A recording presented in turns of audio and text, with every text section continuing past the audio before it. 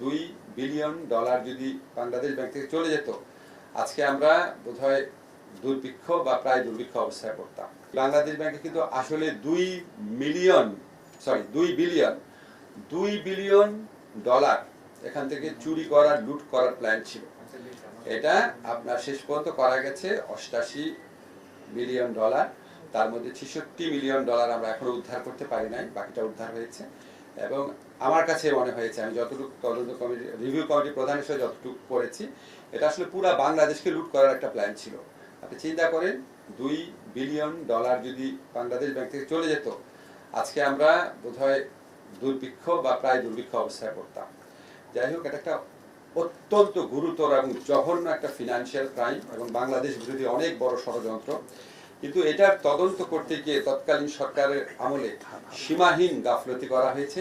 CID, আমরা যতটুকু জেনেছি, সিআইডি যখন আপনার তদন্ত একটা ম্যাচিউর পর্যায়ে চলে গিয়েছিল, তখন এবং তদন্তের আগেও সিআইডিকে নির্দেশ দেওয়া হয়েছিল, সুনির্দিষ্টভাবে নির্দেশ দেওয়া হয়েছিল সিআইডি থেকে আমরা যেটা জানেছি, বাংলাদেশ ব্যাংকের যারা এটার সাথে ইনভলভ আছে তাদের নাম যেন অভিযোগপত্রে না দেওয়া হয়, এই ধরনের ইনস্ট্রাকশন দেওয়া হয়েছিল তাদেরকে। এবং আমরা এই বিষয়টা অবহিত হয়েছি, আজকে ওদের কাছ থেকে বক্তব্যটা শুনেছি।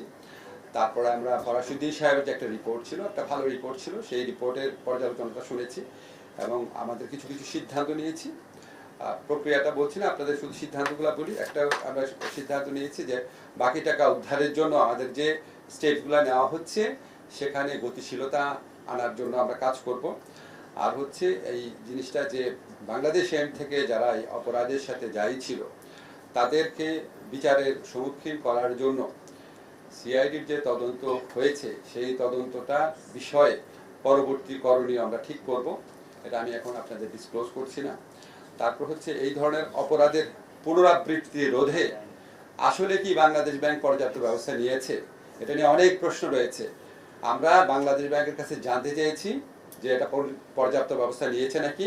এবং আপনারা জানেন আমাদের এখানে অত্যন্ত অভিজ্ঞ একজন তথ্য প্রযুক্তি এক্সপার্ট আছেন, আমাদের প্রধান উপদেষ্টার যে তথ্য প্রযুক্তি বিষয়ক যে বিশেষ সহকারী ফয়েজ আহমেদ তৈয়ব, উনি এটা স্পেসিফিক্যালি এটা ডিল করে দেখবেন। উনি আমাদের এই রিভিউ কমিটির সদস্য সচিব হিসাবে উনাকে আজকে আমরা মনোনীত করেছি।